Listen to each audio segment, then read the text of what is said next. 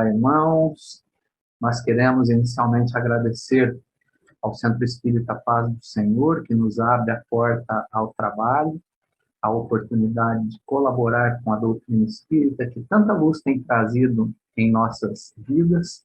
Mas, antes de seguir à frente, vamos convidar a todos para que nos acompanhem em pensamento, dirigindo os nossos pensamentos ao Mestre Jesus, pedindo que Ele nos ampare os trabalhos que estão iniciando nesse momento, que nós possamos ter a nossa capacidade de compreensão expandida, que Ele possa nos intuir a apresentar em nossas vidas, nas oportunidades que nos serão oferecidas, o emprego prático daquilo que aqui aprendemos na Casa Espírita, que nós possamos, então, estar com nossa sensibilidade despertada e capaz de aproveitar as oportunidades que a lei divina nos apresenta diariamente.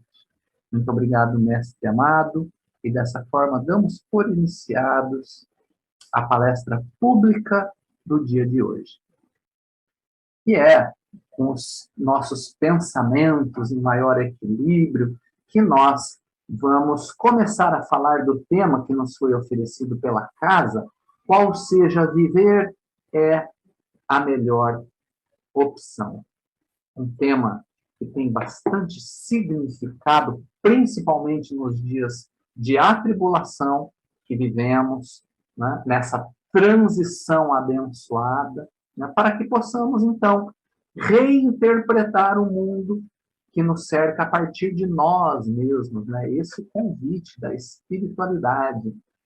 E nós vamos utilizar, logo nesse início, do livro Fonte Viva, no seu capítulo 67, que se intitula Modo de Sentir, onde Emmanuel irá começar nos dizendo assim: vive sitiado pela dor, pela aflição, pela sombra ou pela enfermidade. Ele não faz uma afirmação, ele faz um questionamento, né? E ele começa falando vive, né? Emprega o verbo viver, né? E como a temática nossa é essa vida como sendo a melhor opção, né? A gente parte por Emmanuel, que está tratando do mesmo assunto, né? E ele fala se nós estamos sitiados, ou seja, se estamos perseguidos, assediados, estamos importunados, se estamos sendo molestados. Pelo quê? Pela dor, aflição, pela sombra ou enfermidade, né? Uma coisa interessante é que quando Emmanuel nos apresenta um questionamento, ele nos oferece uma proposta de reflexão. Ele nos convida a refletirmos naquilo que foi questionado, né? Então, é bem interessante que nós, no nosso mundo íntimo, também reflitamos acerca dessa pergunta que Emmanuel faz a todos nós, leitores, a todos nós que estamos presentes no dia de hoje, aqui, acompanhando as atividades do Centro Espírita Paz do Senhor, né? A partir dessa pergunta, Emmanuel estabelece uma condição. É bem característico dele apresentar condições e consequências, né? Então, ele vai apresentar exatamente isso. Inicialmente, uma condição dizendo assim: renova o teu modo de sentir pelos padrões do Evangelho. Essa é a condição. Renovar o nosso modo de sentir pelos padrões do Evangelho. E a consequência vem depois, dizendo assim: e enxergarás, e, veja, somente se eu cumprir com aquela condição, qual? Renovar o meu modo de sentir pelos padrões do Evangelho. A partir daí, eu vou enxergar o propósito divino da vida. Olha que ambicioso. Enxergar o propósito divino da vida atuando em todos os lugares, com justiça e misericórdia, sabedoria e entendimento. Então, Emmanuel coloca essa como sendo a consequência. Vamos nos aprofundar inicialmente no campo da condição que Emmanuel nos apresenta. O que iria significar essa proposta de renovação que Emmanuel faz para nós? O que seria essa renovação? Bom, é no texto do capítulo 4, versículo 23 da carta de Paulo aos Efésios, a qual Emmanuel usa como referência para compor o capítulo 67 do livro Fonte Vida, esse capítulo que se intitula Modo de Sentir, que nós vamos ter uma dica a respeito dessa proposta de renovação. Esse versículo de Paulo vai dizer assim: renovai-vos pelo Espírito no vosso modo de sentir. Então, olha só que Paulo convida a renovação pelo Espírito. Pelo Espírito, então teremos que, quando a nossa vida estiver sitiada pela dor, pela aflição, pela sombra, pela enfermidade, a solução se encontra na renovação do nosso modo de sentir. Daí, Paulo fazer essa referência ao espírito, à espiritualidade, o mundo da abstração, sentimento.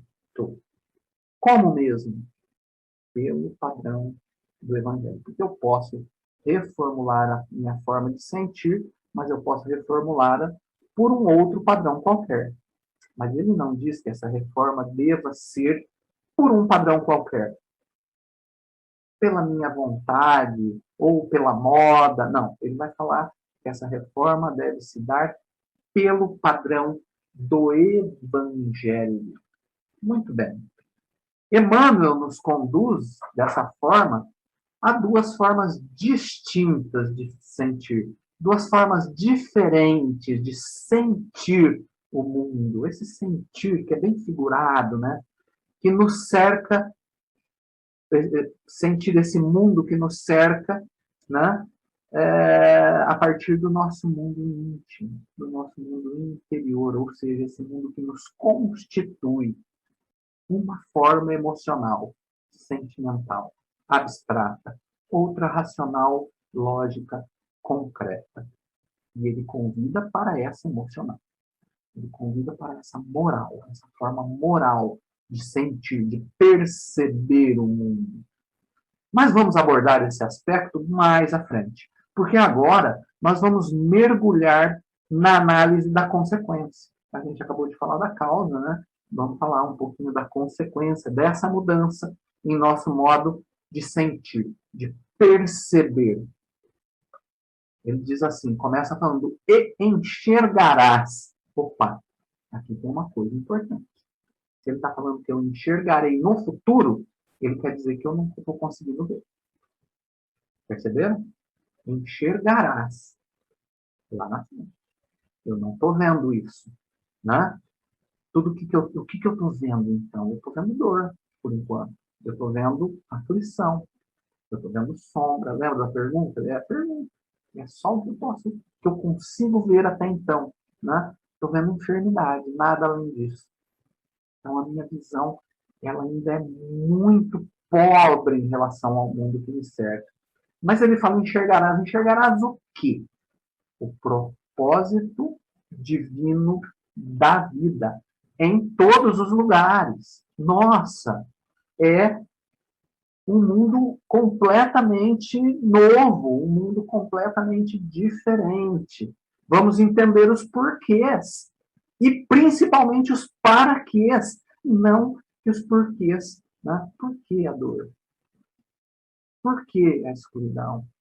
Por que a enfermidade? É importante, a gente quer saber disso, mas é fundamental saber para que a dor, para que a enfermidade, para que o sofrimento, a aflição. Né? Essa é a promessa. Mas ele não para por aí.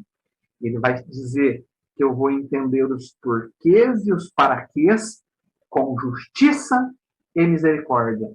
Porque em cada um desses elementos tem justiça e misericórdia, dentro dessa nova compreensão. Sabedoria e entendimento, dentro dessa nossa nova compreensão, dessa aquisição a qual ele nos convida. Muito bem. Vamos, então, a partir de agora, trabalhar um pouquinho, aliás, nos aprofundar um pouco mais, porque nós já falamos um pouco, né, mas de forma bem superficial, a esses dois modos de enxergar a vida.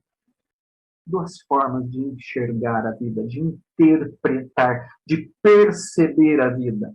Emmanuel vincula a capacidade de enxergar a vida de forma diferente a uma reforma do nosso modo de sentir. Então, eu consigo enxergar a vida de outro jeito, né? Porque ele mesmo fala que a gente enxergará, a gente ainda não enxerga. Então, eu vou conseguir enxergar de outro jeito a partir da reforma do nosso modo de sentir.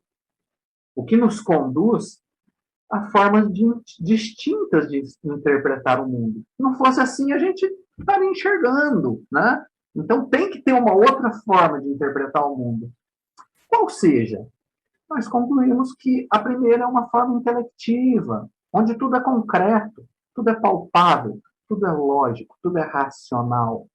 A segunda é emotiva, essa a qual ele nos convida, onde reside a abstração, a imaterialidade, o sentimento, a moral, a intuição. Notem que pacote interessante esse, né?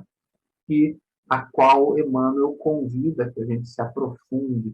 Emmanuel também vai vincular essa interpretação emotiva do mundo aos padrões do Evangelho, né? Então, quais são esses padrões?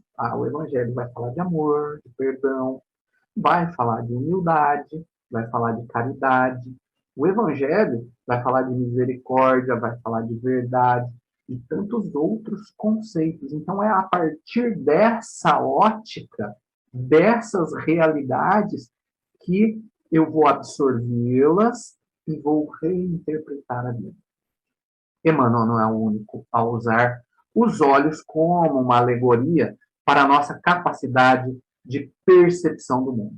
Não, não fica só Emmanuel, né? Nós vamos encontrar no Evangelho de Mateus, no capítulo 6, versículo 22, uma afirmação de Jesus, dizendo assim: se teus olhos forem bons, todo o teu corpo terá luz. Notem aí a alegoria da capacidade de ver, um olho bom, e todo o corpo tendo luz. Né? Percebam aí como ela faz, como ela tem bastante reflexo naquilo que Emmanuel, na proposta de Emmanuel, não é?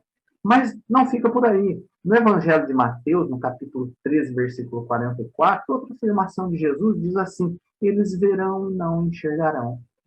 Notaram aí como há uma dualidade? De um lado, pessoas que veem e não conseguem enxergar. Tudo a ver com o que a Emmanuel fala também. De outro, olhos bons que oferecem luz para todo o corpo. Né? Então, dois posicionamentos bastante diferentes, né, em relação à vida, onde Jesus usa exatamente a mesma alegoria da nossa visão, que não é senão a interpretação do mundo. Né? Então, podemos perceber que as recomendações para que estejamos atentos à forma como enxergamos o mundo não são novidades. Não é nada que surgiu agora, né? Mas elas remontam ao tempo de Jesus e mesmo antes, né? E o que o Espiritismo nos fala acerca dessa dualidade intelectiva e moral? Porque a gente está estabelecendo duas formas de compreender o mundo, uma intelectiva, uma emocional. O que o Espiritismo vai nos falar acerca desse tema? Bom, a questão 780 de O Livro dos Espíritos nos apresenta o progresso dividido entre o intelectual e o moral. Moral esse aonde integra também a nossa emotividade. Na verdade, a moral participa desse conjunto. E nessa questão, os espíritos vão nos afirmar que o progresso intelectivo vem na frente, vem antes. E que o moral é consequência da caminhada intelectiva do homem. Né? Bom, fica fácil compreender porque Emmanuel, então, convida-nos a nos adentrar no campo da emoção, nos adentrar no campo da moral, porque essa vem depois. A intelectiva, então, é algo que nós já temos adquirido há bastante tempo, já estamos bastante avançados nesses campos da intelectividade, mas ainda engatinhamos no campo da moralidade, no campo das nossas emoções. Passemos agora a analisar alguns nuances de compreensão do mundo quando a gente compara a nossa intelectividade e a nossa emotividade. Vamos começar analisando a dualidade miséria e riqueza. Bom, o mundo intelectivo ele vai nos conduzir à condição social do homem, à classe econômica de cada um de nós, de acordo com as nossas posses, aquilo que nós possuímos, né? Isso define se eu sou rico, se eu sou da classe média, se eu sou da classe média baixa, se eu sou pobre ou se eu sou miserável, né? Bom, caridade. O que seria caridade a partir dessa linha de raciocínio intelectiva? É dar aquilo que eu tenho em excesso, aquilo que eu tenho possibilidade de dar a quem não tem. Note que aí nós temos um problema de fácil solução, né? Um miserável pode saltar da classe mais baixa, a miséria, à condição de riqueza, bastando para isso um terceiro oferecer-lhe aquilo que ele não tem, recursos. Né? Então, temos aí uma problemática de simples, rápida e fácil solução. Né? O mundo emocional vai complementar essa ideia. A gente ressalta que são mundos que se complementam. O mundo emocional advém desse mundo intelectivo, conforme está explícito na questão 780 do Livro dos Espíritos. E esse mundo complementa essa ideia aliando-a à nossa realidade íntima, a realidade de quem eu sou, né? Que traduz cada um de nós. A riqueza vincula-se ao mundo emocional em equilíbrio. Esse mundo emocional que nós vamos construindo e equilibrando, esse seria o homem rico, né? A riqueza, Joana de Ângeles vai chamar um homem rico dentro desse aspecto moral como ser integral, né? Essa definição está contida lá no livro O Homem Integral, de Valdo Pereira Franco, pelo espírito Joana de Ângeles, né? Na verdade, nesse livro, ela vai estar trabalhando exatamente essa ideia de riqueza. A pobreza advém de um mundo emocional desequilibrado. E, nesse sentido, quanto maior o desequilíbrio, maior será a miséria. Né? Isso é importante. Ainda que o corpo viva na opulência. Então, uma coisa não depende da outra. Teremos, nesse sentido, ricos, homens emocionalmente muito ricos, vivendo em paz, ainda que na miséria econômica, ainda que na pobreza econômica. Teremos homens em grande riqueza socioeconômica, vivendo em castelos, cujo mundo íntimo é uma grande miséria. Então percebam como essas ideias, essa capacidade de interpretação emocional, moral do mundo, enriquece a nossa capacidade de enxergar o mundo como ele é. Nesse contexto, então, também a pobreza é um problema a ser resolvido na intimidade de cada um de nós. Então, diferentemente da ideia do pobre, que é só dar dinheiro e ele se transforma num rico, aqui não. Aqui a pobreza é solucionada na nossa intimidade de forma solitária, por nós mesmos. Né? A gente pode até conseguir ferramentas úteis, essenciais, no campo das religiões. O Espiritismo é fabuloso para oferecer essas ferramentas, mas se eu não coloco essas ferramentas em prática, elas de nada têm resolve. A gente continua naquela miséria. Portanto, geralmente esse é um processo de longo prazo, né? Eu não salto da miséria para a riqueza assim, em um momento, né? Então é processual.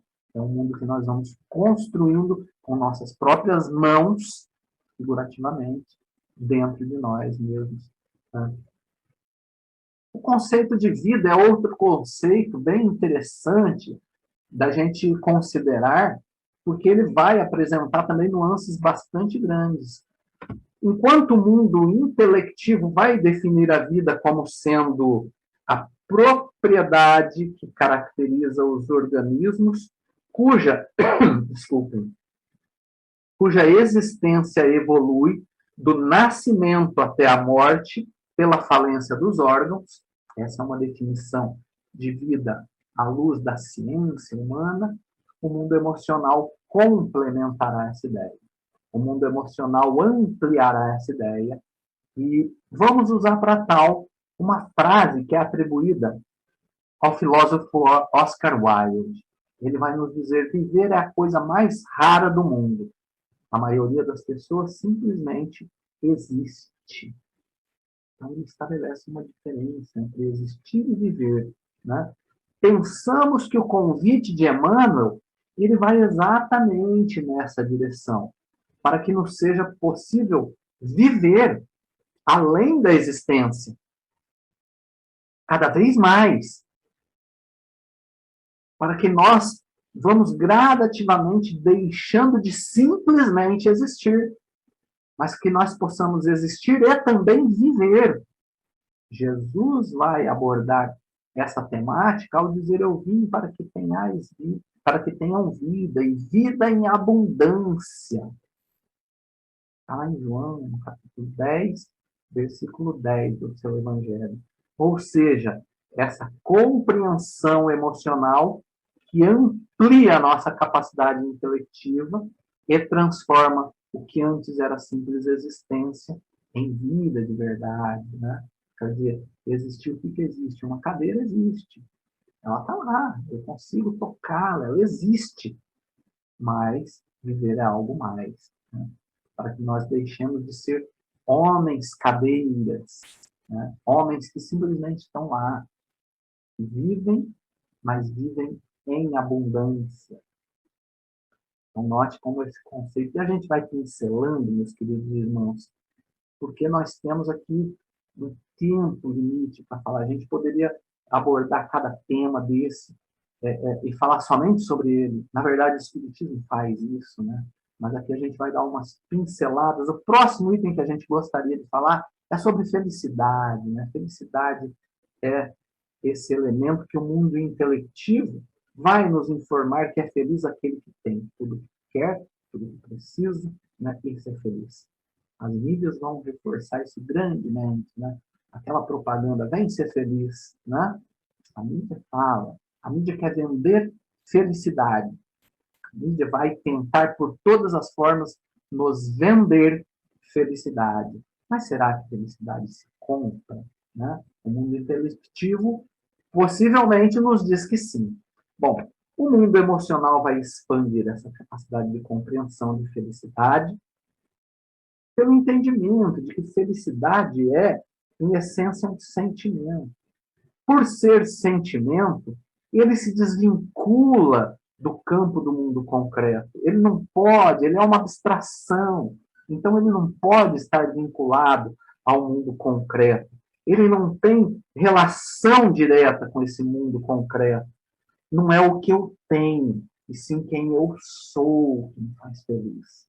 Auxilia-nos esse mundo emocional a compreender que aquilo que eu possuo, aquilo que eu tenho, o mundo material, palpável, concreto, me oferece um elemento. Mas esse elemento não é felicidade. Esse elemento é saciedade. O mundo concreto, sim, me sacia.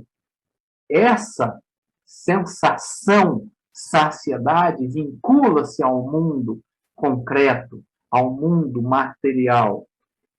E é importante, a gente não está aqui para dizer que nós não devemos buscar nos saciar. Tem muitos elementos que sim devem ser saciados. Por exemplo, a fome. Fome é uma necessidade fisiológica. Quando eu como, às vezes eu falo, nossa, comi tanto que estou até feliz. Não está feliz. Você comeu alimento, mundo concreto, você se saciou, que você tem um sentimento de saciedade. E qual é uma das características da saciedade? A saciedade, ela é cíclica. Né? Quer dizer, eu comi agora, daqui a pouco, eu vou estar com fome de novo, eu vou precisar saciar novamente essa necessidade. É por isso que o campo da saciedade busca sempre mais. Né?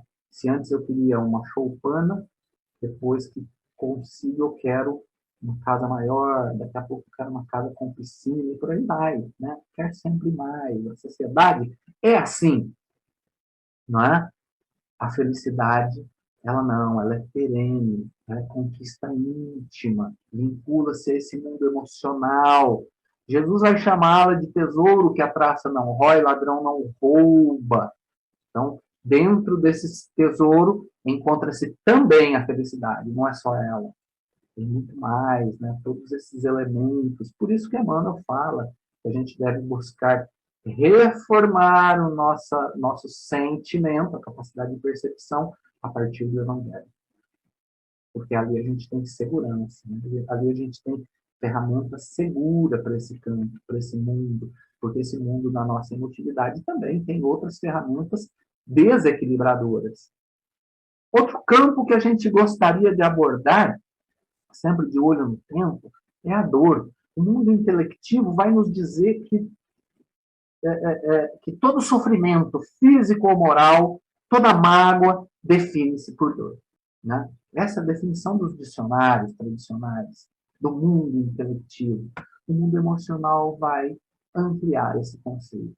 Ele começa nos dizendo que dor é uma sensação física, mas também psicológica. Eu cortei o dedo, eu senti dor, mas eu perdi um ente querido, não tem nada de errado com o meu organismo, mas psicologicamente eu sinto dor também. Muito bem. Mas essa sensação física ou psicológica, nós vamos experimentá-la quando vivemos situações traumáticas que a vida nos apresenta. Quando vivemos essas situações. E o sofrimento? O sofrimento é diferente. O mundo emocional vai nos dizer que sofrimento é um prolongamento voluntário da dor. É um prolongamento opcional. Eu escolho sofrer, né?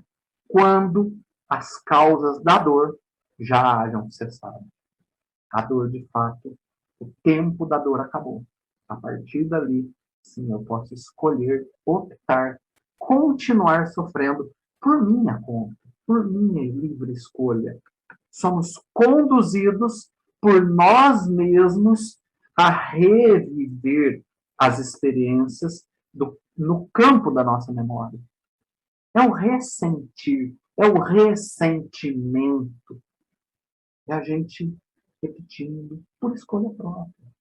Isso daí caracteriza a ideia do sofrimento. Lembra da pergunta do Emmanuel? O Emmanuel vai nos colocar aquela pergunta: vive sitiado pela dor, vive sitiado pela aflição, ou pela sombra, ou pela enfermidade. Né? A gente, daquela pergunta, acrescenta uma de nós mesmos: será que é dor ou será que é sofrimento? Será que está acontecendo agora ou será que a gente está escolhendo viver dessa maneira, né? Olha só como esse mundo, essa capacidade de percepção emocional, moral, amplia as nossas próprias considerações e muitas vezes nos livra de grandes problemas, simplesmente assim. O perdão é outro aspecto que nós gostamos, porque está profundamente vinculado a essa ideia de dor e a gente não poderia deixar de abordar. Porque o mundo intelectivo vai nos dizer assim que o perdão é o ato pelo qual uma pessoa desobriga de cumprir o que era, uma pessoa é desobrigada de cumprir o que era seu dever ou obrigação para quem competia exigi-lo. Ou seja, no perdão, eu perdoo, nós perdoamos em benefício do outro. Perceberam? Então, eu dou o perdão ou não. E se eu der, o beneficiado é o outro. Né? O mundo emocional, ele amplia um pouco esse conceito. Sim, eu posso oferecer o perdão traz benefícios para o outro, mas no mundo emocional, a gente vai ver Jesus falando do perdão, né? Quando recomenda a Simão Pedro. Simão Pedro que não entendia naquele momento ainda direito essa ideia do perdão que Jesus elencava, né? Para ele tudo isso era muito estranho, porque a lei dizia olho por olho, dente por dente. Não tem perdão. Se te fez, tu tem direito de exigir do outro, né? E Jesus vai falar, não, Simão, não te digo perdoa 7, mas 70 vezes 7. Ou seja, perdoa sempre. Por quê? Por que Jesus elenca essa ideia de perdoar sempre? É porque Jesus tinha essa visão emocional, moral do mundo, é uma visão diferenciada. Aquele que não haja perdoado vive no mundo da mágoa, vive sofrendo por reviver as experiências traumáticas geradoras dessa mágoa, no que foi outrora dor e agora é sofrimento. O perdão, então, não é para o outro. O perdão não é mais para o outro.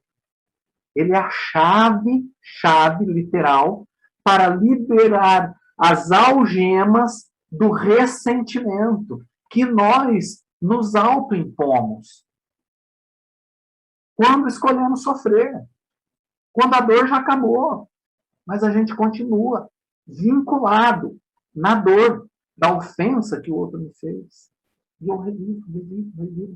É o momento em que eu opte por perdoar. Nesse momento eu não vou mais reviver, porque se o perdão for efetivo, eu não vou reviver. Eu não vou ressentir. É daí que Jesus recomenda, perdoa não 7, mas 70 vezes 7, porque tu te libertas, tu não liberta o outro. O outro às vezes nem vai saber. O outro às vezes não vai nem... Já esqueceu, já passou. Mas para tu é vida. Nós poderíamos continuar, porque teríamos muitos temas a abordar e apresentando diferenças acerca desses temas. Mas essa é a missão do Espiritismo. Essa é uma missão que acontece todos os dias, em todos os estudos, em todas as palestras, em todas as obras espíritas, a gente vai encontrar exatamente isso acontecendo.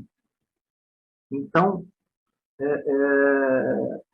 nós convidamos a você que não conhecia o Espiritismo, a você que está começando agora no Espiritismo, para que venha conhecer esse mundo, essa maneira diferente de ver o mundo, que compreende a intelectividade, mas que vai além, que expande a intelectividade e entra no nosso campo emocional, moral. Esse é o nosso grande convite. E à medida que nós vamos compreendendo essas ferramentas, o seu grau de utilidade em nossas vidas, é a partir daí que nós vamos modificando o mundo que nos cerca. E nós não modificamos o mundo que nos cerca efetivamente, porque ele não se altera. O que nós modificamos é a nossa própria percepção desse mundo. Nada muda do lado de fora, mas na intimidade de nós, tudo se altera. É a promessa que Emmanuel faz. Essa, a grande promessa feita por Emmanuel, mas também por Jesus. Jesus já nos havia feito essa promessa há 2000 anos atrás, quando nos diz, vinde a mim, vós que estáis aflito e sobrecarregado, e eu vos aliviarei. Olha o convite de Jesus. Ele nos diz, tomai sobre vós o meu jugo e aprendei de mim que sou manso e humilde de coração, e encontrarei descanso para a sua alma. descanso para a sua alma. Não há solução mágica. As coisas, os problemas, as aflições não vão desaparecer de forma mágica. Eu não vou viver um céu na terra, mas eu vou viver um céu íntimo. Daí Jesus prometeu descanso para a alma, para o espírito. No meu interior eu vou estar em paz, em equilíbrio. E isso nos basta. Isso é uma conquista fabulosa. O nosso interior equilibrado é uma conquista maravilhosa. É por isso que a reforma é íntima. Não se trata de indumentária, não é a roupa, não é o exterior. Não se trata de adereços, não são adereços, não é o bichinho, o brinco. Não se trata de templo físico, de lugar, não é isso. O templo é o templo do Espírito. Esses templos, essa reforma acontece dentro de nós.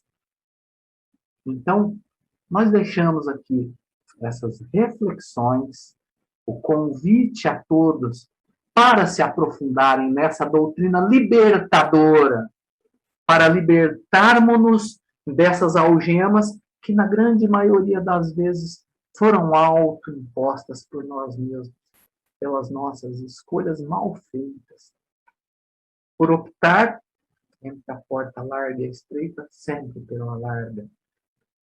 E que nós possamos, mergulhando nessa proposta, usufruir dessas promessas que a tudo alteram, sem nada mudar.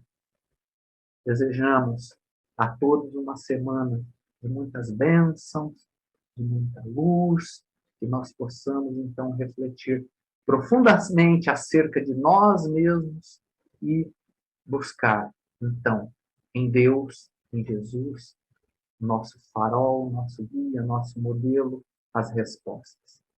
Queridos irmãos, muita paz, muita luz.